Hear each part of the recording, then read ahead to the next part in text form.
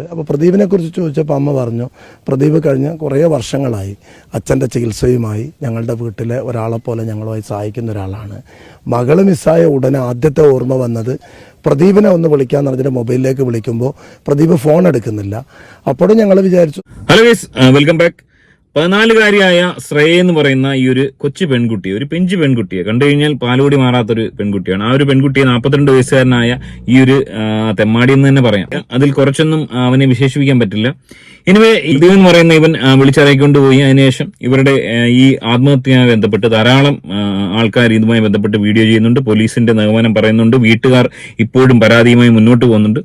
എന്നാൽ ഈ ഒരു വാർത്ത കേട്ടപ്പോൾ എനിക്ക് തോന്നിയ പ്രസക്തമായ 4-5 കാര്യങ്ങൾ, ഒരുപക്ഷെ നിങ്ങൾക്കും ഇത് കേൾക്കുമ്പോൾ അത് തന്നെ അല്ലേ എന്ന് തോന്നിയേക്കാം.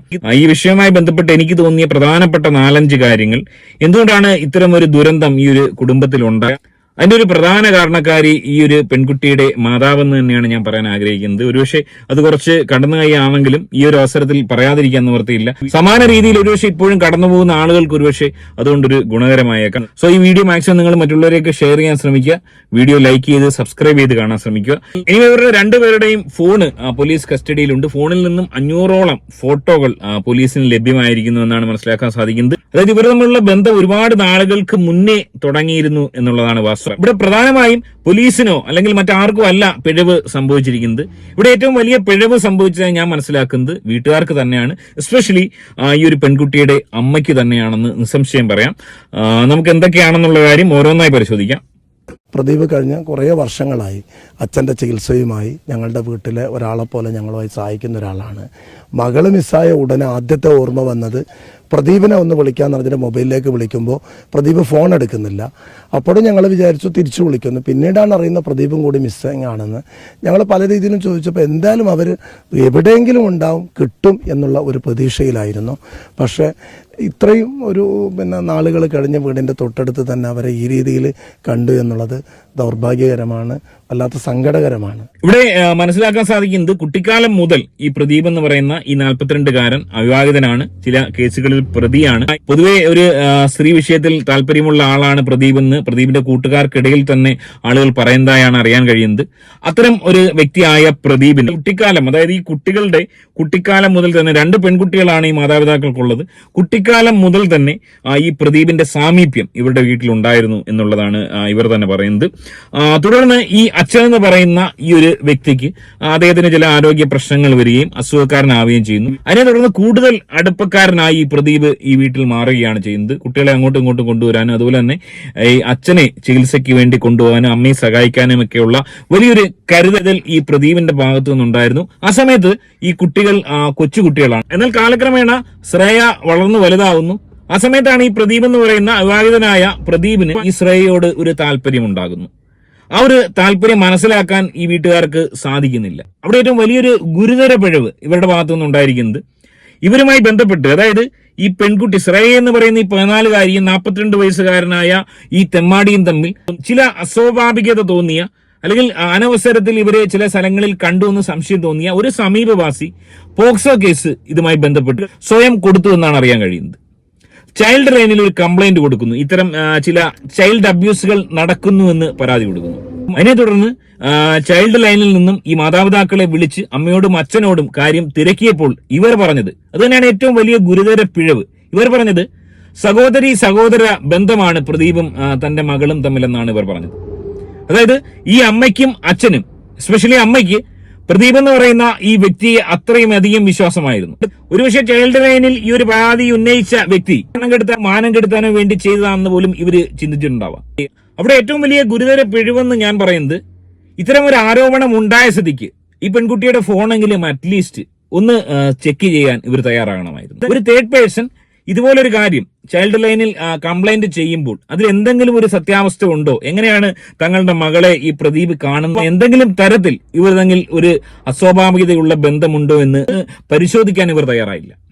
ഇവിടെ ഞാൻ മനസ്സിലാക്കുന്നത് എന്റെ ഒരു അസംഷനാണ്, ഒരുപക്ഷെ ഈ അമ്മ എന്ന് പറയുന്ന ഈ ഒരു സ്ത്രീയുടെ പിഴവ് ഒരുപക്ഷെ അത്രയും അധികം ഈ പ്രദീപ് എന്ന് പറയുന്ന ഈ ഒരു തെമ്മാടിയെ ഈ അമ്മ വിശ്വസിച്ചു എന്നുള്ളതാണ് വാസ്തവം. ഇതൊരു പക്ഷേ വിശുദ്ധ പ്രണയമായി കണക്കാക്കുന്നവരുണ്ടാവും. വിശുദ്ധ പ്രണയമായിരുന്നെങ്കിൽ ഒരിക്കലും ഈ രീതിയിൽ ആത്മഹത്യ ചെയ്യേണ്ട ആവശ്യമില്ലായിരുന്നു. ഇവൻ ഈ പെങ്കുച്ചിനെയും കൊണ്ട് എവിടെയെങ്കിലും പോയി ജീവിക്കാമായിരുന്നു. ഇവിടെ അവൻ അതും ചെയ്തില്ല. ഏറ്റവും ഒടുവിൽ 4 മണിക്ക് പൊടുന്നനെ ഈ പെൺകുട്ടിയെ കാണാതാവുന്നു. അതിനുശേഷം വീട്ടുകാർ പോലീസിൽ കംപ്ലൈന്റ് ചെയ്യുമ്പോൾ പോലും, അതായത് ഈ പ്രദീപിനെ സംശയിക്കുന്ന രീതിയിലേക്ക് കാര്യങ്ങൾ പോകുന്നില്ല എന്നുള്ളതാണ് വാസ്തവം. അവിടെ ഒരുപക്ഷെ പ്രദീപിനെ അപ്പോഴെങ്കിലും സംശയിച്ചിരുന്നെങ്കിൽ, അത് 4 മണിക്ക് കാണാതായതിനു ശേഷം ഇവർ എപ്പോഴാണ് മരിച്ചത്, മരണസമയം എത്രയാണെന്ന് പോസ്റ്റ്മോർട്ടത്തിന് ശേഷം മാത്രമേ മനസ്സിലാക്കാൻ സാധിക്കത്തുള്ളൂ. ഒരുപക്ഷെ ഞാൻ മനസ്സിലാക്കുന്നത് രാത്രി 8 മണിക്കോ 9 മണിക്കോ ഒക്കെ ആയിരിക്കാം ഒരുപക്ഷെ അന്നേ ദിവസം ഇവർ മരിച്ചിരിക്കുക. അതിനു മുമ്പ് ഇത് പ്രദീപാണ് ഇതിന്റെ പിന്നിൽ, പ്രദീപിലേക്ക് നയിക്കത്തക്ക രീതിയിലുള്ള ഒരു ലീഡ് ഈ അമ്മയ്ക്കോ അച്ഛനോ കൊടുക്കാൻ സാധിച്ചിരുന്നെങ്കിൽ വലിയ രീതിയിൽ പോലീസിന് അത് സഹായകരമാവുമായിരുന്നു. അതും ഈ വീട്ടുകാരുടെ പിഴവ് കൊണ്ട് ഇല്ലാതായി എന്നുള്ളതാണ് വാസ്തവം. അതായത് പ്രദീപിനെ അത്രയേറെ വിശ്വസിക്കുകയും, ഒരുപക്ഷെ പ്രസ്തുത അമ്മയുടെ ഏറ്റവും വലിയ പിഴവ്, തനിക്കുള്ളത് 2 പെൺമക്കളാണ്, അതിന്റെ താഴെ ഒരു പെൺകുട്ടി ഉണ്ടെന്ന് പറയുന്നു.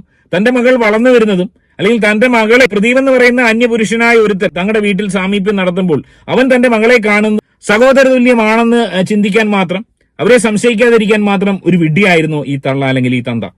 തന്തറിയാത്ത ആളാന്ന് പറയുന്നത് അദ്ദേഹത്തെ കണ്ടാൽ തന്നെ അദ്ദേഹം അത്രത്തോളം ഒരു കഴിവും തന്റെ ഉള്ള ഒരു വ്യക്തിയല്ലെന്നാണ് ഞാൻ മനസ്സിലാക്കുന്നത്. ഈ ഒരു കാലഘട്ടത്തിൽ സ്വന്തം വീട്ടിലുള്ളവർ പോലും പെൺകുട്ടികളെ ചൂഷണം ചെയ്യുന്ന ഈ ഒരു സാഹചര്യത്തിൽ ഈ ഒരു തേർഡ് പേഴ്സന്റെ ഈ ഒരു വീട്ടിലെ സാമീപ്യം സംശയിക്കാതെ പോയത് ഏറ്റവും വലിയൊരു പിഴവ് തന്നെയാണ്.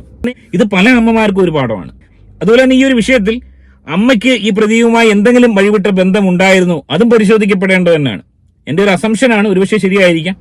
അത്തരത്തിൽ ഈ പറഞ്ഞ വഴിവിട്ട ബന്ധം സ്ഥാപിച്ച പല അമ്മമാർക്കും ഇത്തരത്തിലുള്ള ദുരന്തങ്ങൾ ഉണ്ടായിട്ടുണ്ട്. അതായത് തങ്ങളുടെ സ്വകാര്യ ആവശ്യങ്ങൾക്ക് വേണ്ടി തുടങ്ങുന്ന അവിഹിതം അതൊരു പക്ഷേ തങ്ങളുടെ മക്കൾക്ക് ഒരു ബാധ്യതയായി അവരുടെ ജീവിതം തന്നെ തുലയ്ക്കുന്ന രീതിയിലോട്ട് കാര്യങ്ങൾ കൊണ്ടുപോയിട്ടുണ്ട്.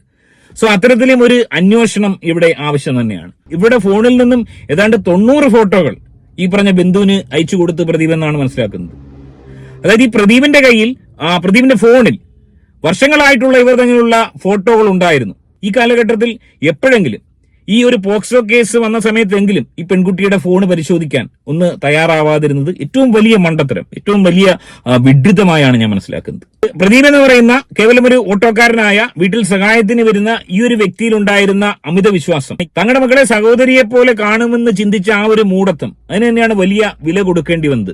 അതുപോലെ തന്നെ മനസ്സിലാക്കാതെ മറ്റൊരു കാര്യം, അച്ഛനെ സഹായിക്കാൻ വേണ്ടി അല്ലെങ്കിൽ ഇവരുടെ ഒരു ആപത്ത് ഘട്ടത്തിൽ സഹായിക്കാൻ എത്തിയതാണ് പ്രദീപെങ്കിലും ആ പ്രദീപിന്റെ ഒരു ഇന്റൻഷൻ എന്താണെന്ന് മനസ്സിലാക്കാൻ ഇവർക്ക് സാധിച്ചില്ല. ഇവിടെ ചില ആളുകളെങ്കിലും ആരോപിച്ചേക്കാം പ്രദീപ് ഇവളെ പ്രണയിച്ച് കൊണ്ടുപോയതിനു ശേഷം കല്യാണം കഴിക്കാൻ പറ്റാത്തതുകൊണ്ട്, സമൂഹം അനുവദിക്കാത്തത് കൊണ്ട് ആത്മഹത്യ ചെയ്തതാണെന്ന്.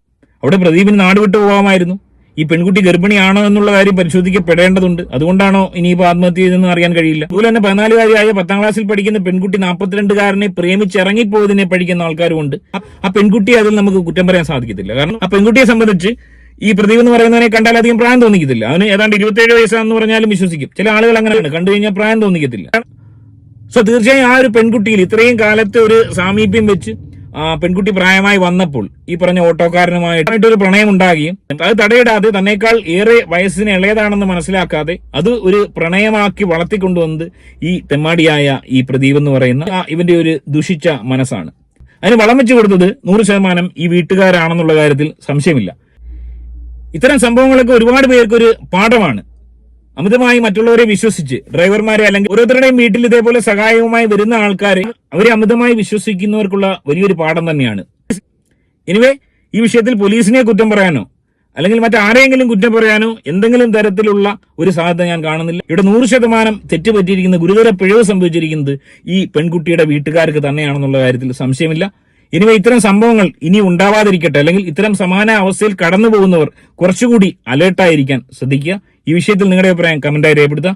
ആദ്യമായിട്ട് ചാനൽ കാണുന്നവർ സബ്സ്ക്രൈബ് ചെയ്ത് കാണുക. മറ്റൊരു വീഡിയോ ആയിട്ട് കാണാം. ബൈ.